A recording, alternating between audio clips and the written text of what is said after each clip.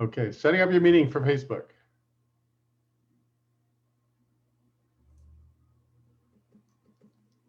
Hi, this is Gary Peyrot. We are live now on Facebook. I am talking to a buddy of mine, Bill Gross. And Bill Gross, I met him at a local networking group with a friend of ours, Steve Love, who met at the Sizzler in Van Nuys in northern Los Angeles. And we had a lot of good interactions there. And the first thing that I noticed about Bill is just his knowledge and his integrity. And one of his areas of vast knowledge is in probates. And I think that'll come out during this interview. And also just a very family-oriented guy, very serious about helping other people too with their investments. That's a thing I noticed is he's always giving more information than and open to helping people. So Bill, that's one thing I've always appreciated about you. I guess you're a local guy, right? I am. I was born in Santa Monica and I was raised in North Orange County, went to college at USC, lived in the South Bay, spent 2 years of my life in Florida, but otherwise all in Southern California, all within an hour's radius of the USC campus. Well, you got farther away than I did. The farthest away I got was Santa Barbara for 6 years while I popped a couple of degrees out up there. But yeah, we're both local guys. Yep. So that's awesome. Now, you have several ways in your business that you generate passive income, right? Yeah, I think my focus more than just passive is recurring residual income. Okay. And what's the difference? I think when I think of passive income, I feel that's more like just pure checkbook money, which is nice. And residual is more that requires a little bit of attention, but I find can also be a little bit more money monthly than just the complete passive. Great. Well, I forgot to talk. I was talking about, so interested in talking about you, Bill. I forgot to talk about myself. That's what I focus on is both residual and passive income. It's all about cash flow. And that's as Professor Cashflow, that's what I specialize in. And I really like inviting people onto this show that know how to help people generate passive or residual income, so that you do something once, and then you don't have to keep making the money. You don't have to keep trading time for money. But why is passive income so important to you? What got you interested in it? Well, I think that the only way to grow is either work more hours or get more productivity per hour that you work. And if I can create a system and set it on either autopilot or close to autopilot, then I can go do something else at the same time, and I can have 2 or 3 things running at once. And so I think of it as a way to duplicate myself. And again, my focus has not been on 100% duplication, but maybe 95% duplication. And I kind of stay involved, but I find I can get a little bit of revenue by paying attention to the details and prolonging the run of the revenue. I see a lot of very successful people who work lots of hours and they're trying to get paid more and more for every hour that they work. So in a sense, they're scaling, but their scaling is limited by their mindset. Why do you think it's so hard for people to grasp the idea that we're talking about here? Well, I don't think it's taught anywhere. And, if you copy other people, you copy your parents, you copy your first couple of bosses, most people aren't doing it correctly. And I know for me, there are a couple eye-opening books and eye-opening lectures and people in my life who helped me understand that entrepreneurship is not about, the goal of long-term income is not about working harder or more hours. It's really the opposite. It's working maybe less hours or the same and getting more revenue per hour that you work. And I'm not against putting in a good effort. I like to. I feel vibrant and I like to participate. But it's nice to be able to, if I didn't want to work, to still have revenue coming in. And so that gives you the freedom to make some choices. Right. Well, I have a T-shirt from Ron LeGrand, a name with which I'm sure you're familiar. He has a T-shirt that says, "The less I work, the more I make." So I kind of like the concept. Well, I mean, obviously, that's a simplification of a complicated process, but Right. that's the goal. And I think as long as you understand that's the goal, then you measure yourself working towards that, as opposed to confusing. It's just about the gross sales, and that can be a rat trap if you're focused on the wrong goal. Mhm. Well, you're a hard worker, and I know that. You're a realtor with EXP, I believe, and Mhm. don't they have a plan that allows you to create residual income through their pay structure? So definitely, they add a couple additional ways to make money that I think too are unique as far as long-term wealth and residual income. And one is the idea that you get paid based on people you bring to the company. People involved in multi-level marketing will recognize that process, but it's a way to really, in real estate, it's a little different in that we're really monetizing what normally happens in our business. Me as a real estate agent, when I'm a listing agent, it's natural for buyers agents to call me and ingratiate themselves to me to try to get me to accept their buyer on the transaction. And it Mhm. gives me an opportunity to help them, coach them, support them, and then maybe introduce them to our system that creates continuing income for me, or I can introduce to them the opportunity of continuous income for them. Well, you are a great coach, Bill. I think you actually had a bona fide coaching business there for a while, but since Yeah. that was not really scalable, is that why you kind of let that one pass away, or are you No, still coaching? I actually am still a partner in a coaching business. I don't run it under my brand. I think that was a thing I discovered, that I didn't want to be the brand of the company. And second, I didn't want to make that my focus of the coaching company, because I think if you're a coaching company, you have to. It's kind of like if you're a restaurant, you have to pretty much serve whoever comes in your restaurant. Well, I don't think you care so much in a restaurant if they're eating too much or too little. But in coaching, it was frustrating to me that I'm paying customers who wouldn't do what they're supposed to do. And Right. I just didn't enjoy it. And I think if you don't feel the passion for what you're doing, you're not going to do it really well. So I to this day still am a partner in a coaching business. It's not my brand. I no longer market the BillGrossCoaching.com platform, but I do coach every day. I coach realtors and how to help their business. I help investors and wholesalers to help their business. I do that every day. Well, I've seen you help other investors. You've Yeah. helped me. I remember the afternoon or the time we spent down at the LA courts looking into the probate process back when they were letting people do that. Right. But what's the main way that you help investors create passive income? Well, I think um, if you talk about there's new investors and then there's established investors. So I think the area that I am particularly gifted at is helping new or newer investors get started, Uh-huh. or if they've done a deal or two, to help them create it into a business rather than a one or two off kind of thing. And what the path I always try to take is I start with mindset, because you first have to have the right mindset for any business, and then from Right. there, introduce them to a process or two, and then from there, it's about accountability and execution. So with investors, I try to explain to them that while you can make a lot of money and you may end up owning a yacht and floating around the Caribbean, odds are you're going to work pretty hard to get to that level. And so I'm encouraging people to put the time in to research properties, research their area, research their niche. And so part of it's mindset. And then once they get past that, it's maybe helping them with their particular plan. And people come to me with different. Real estate is a very broad industry. I've seen most of it, and so people come to me with a particular niche. I've seen people who are successful in that niche. I try to help them put a plan together of what's going to work and not going to work. I'm not selling any system. I'm really just there to try to help them be successful.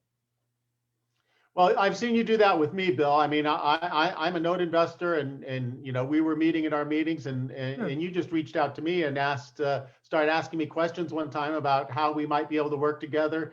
And we're in the process of creating a whole niche market based upon what you know and what I know, Right. and it's just been a great process. So I really appreciate that Thanks. about you. Thanks. I think I've been in the business for quite a while, and I think that one of the things I look for is synergies.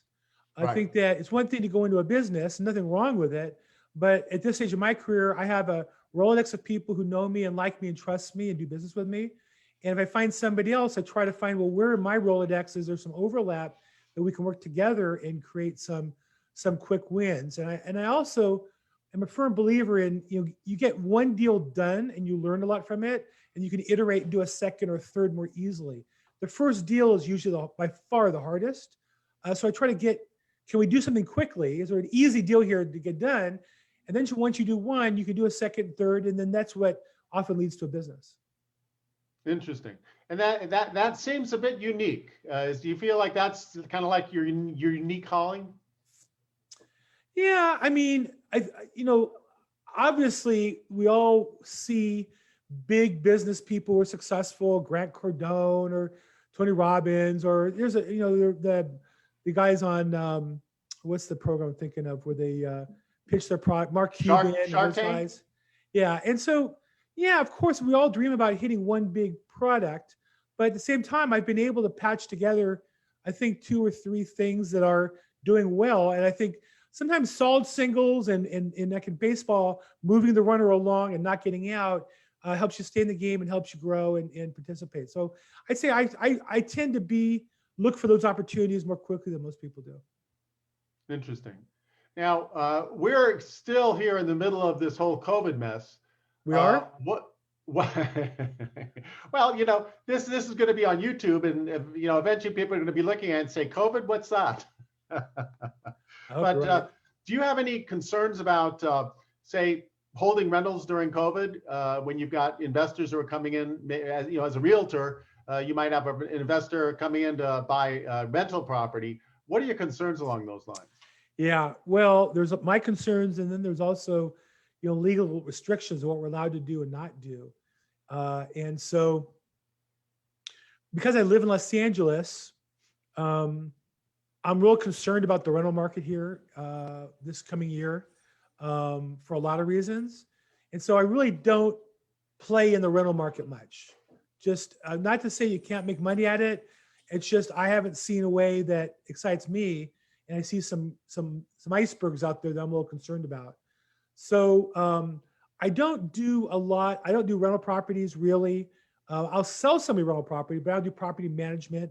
I know people who do, and frankly, I host my own Zoom call on Tuesdays that's real estate investment focused. And one of my regular partners in that call has a professional property management company.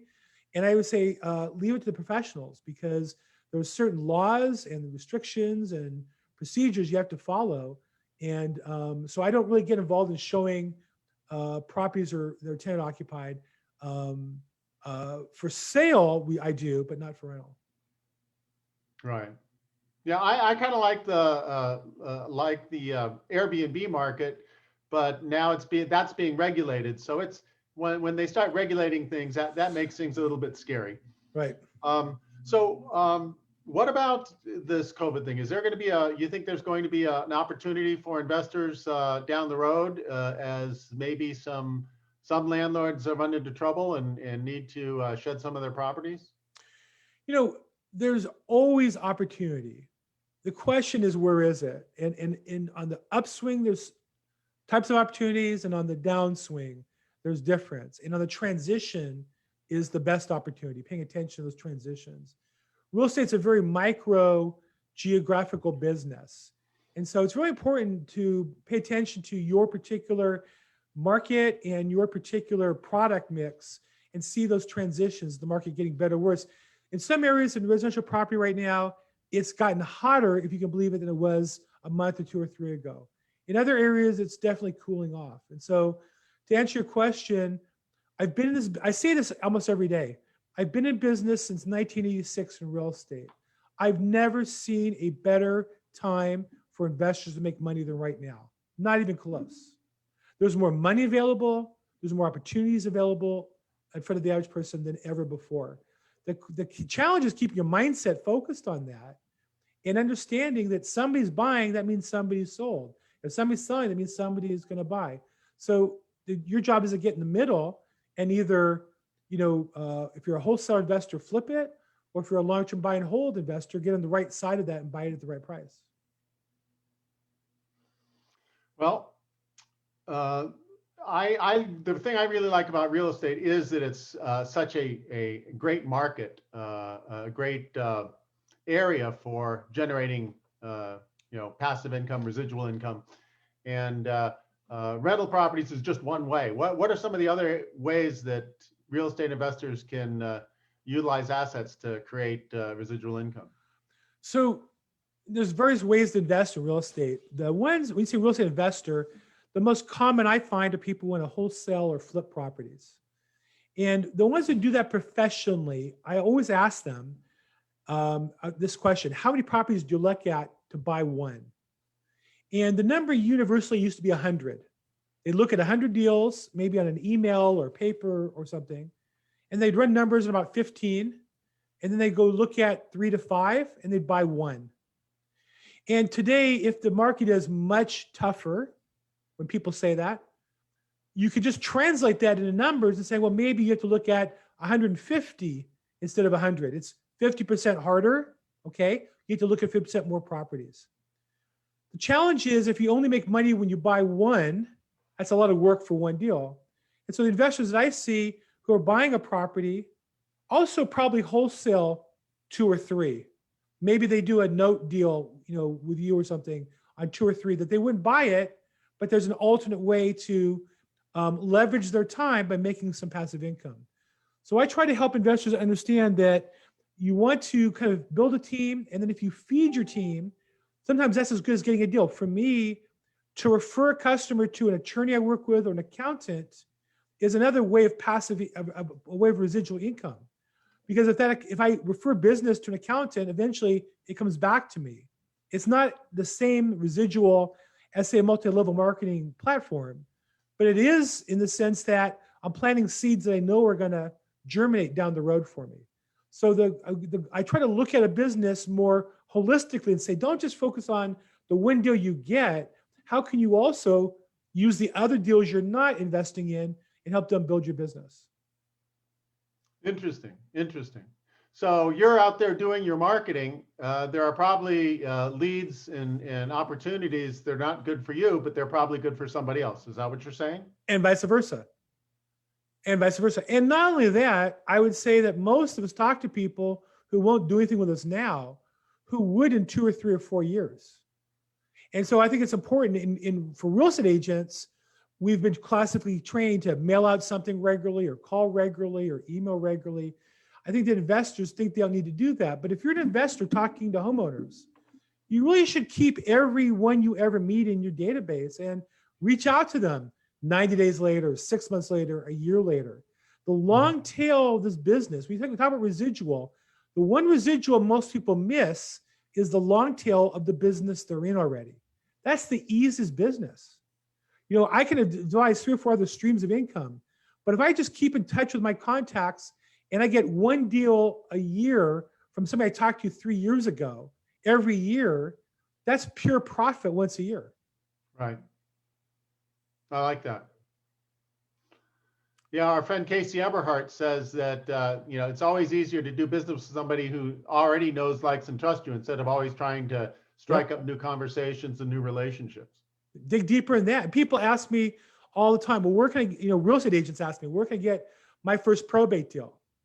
And when I find out they're full-time, they're in real estate, they do 5, 10 deals a year, I say to them, your first probate deal is in your database, but they listed with somebody else because they don't know that you know probate.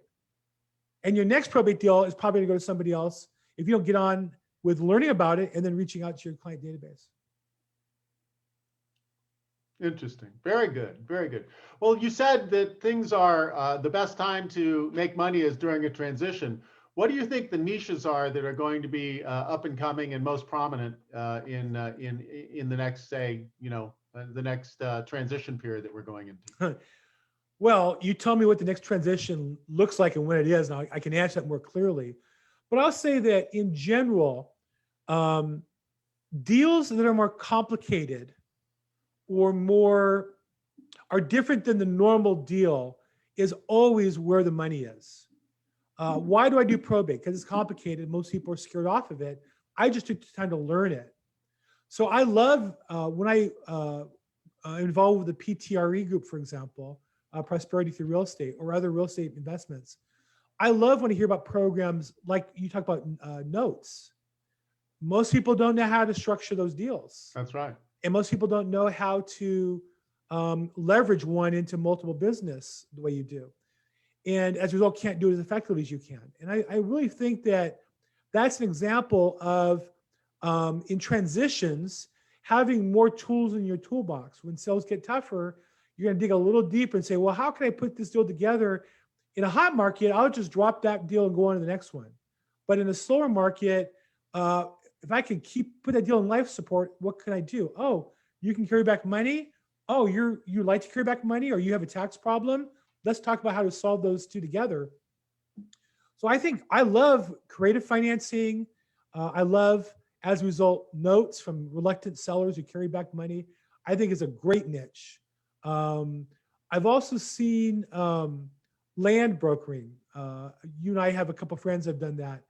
I think I looked at that when I was brand new in the business, and I think that perhaps if I start again, I would look at that, because land used to be so hard to sell in other markets. And with the internet, like everything else, becoming a national market, it's getting easier and easier to put buyers and sellers together. And if you're in the middle, you're gonna make some money at that. So I really like that business as well. Interesting. Yeah, that makes a lot of sense. Yeah, I think that knowing how the money works and having multiple ways to make money by lending, by understanding debt, by either getting your money upfront or getting your money over time, understanding the time value of money, those are all very important skills that a lot of investors overlook. I agree. Yeah, I do probate real estate, but I also sometimes estates don't yet have authority to borrow money. So I can advance the heirs some money, maybe to get an attorney or to avoid foreclosure or to fix a property up. When they have the authority to borrow money, I have lenders who will lend money to estates, which is hard to do. So I have multiple different streams of income within my business, and to me those are more feeders to the ultimate business. But if I make some money on the side on that, I can put that back in my marketing and build my primary business. Right. I like the idea that occurs to me is that if you miss a deal because you run against a problem that you don't understand, well, that's just business. But if you run into it a second time and you haven't figured out how to make money on that, then shame on you.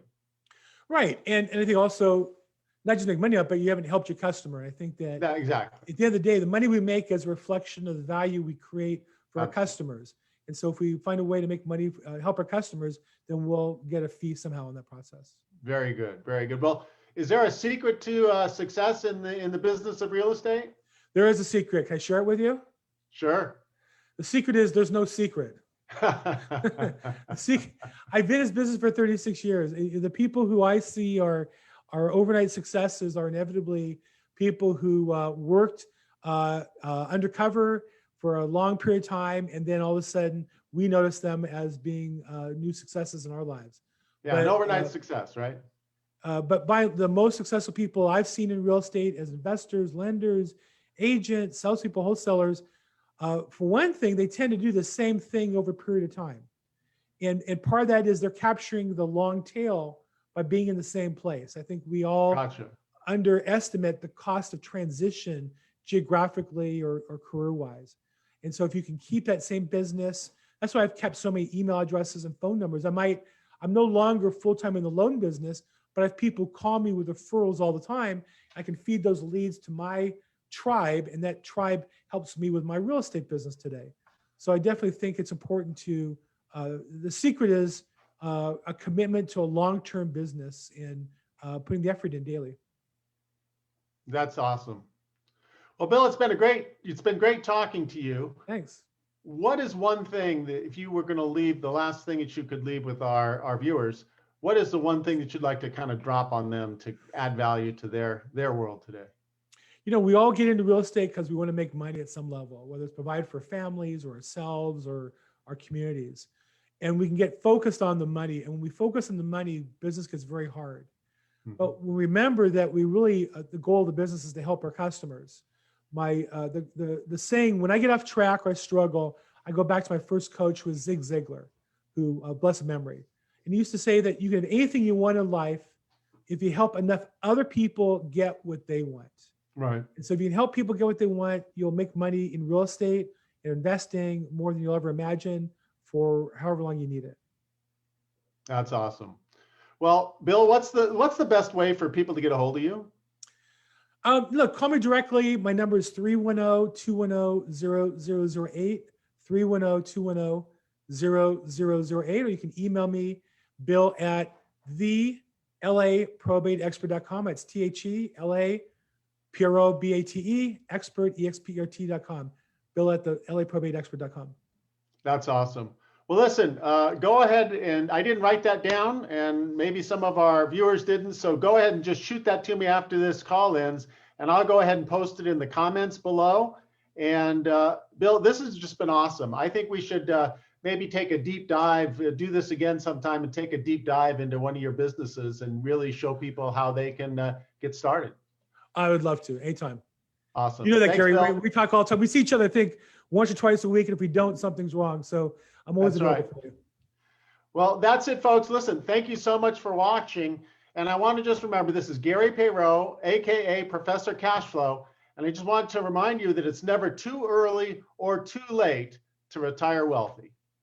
Thanks for watching, and go ahead, and if this is YouTube, go ahead and click the subscribe button on my channel, and just give us a comment and tell us that you love it. Down below, up wherever. Take care. Bye-bye now.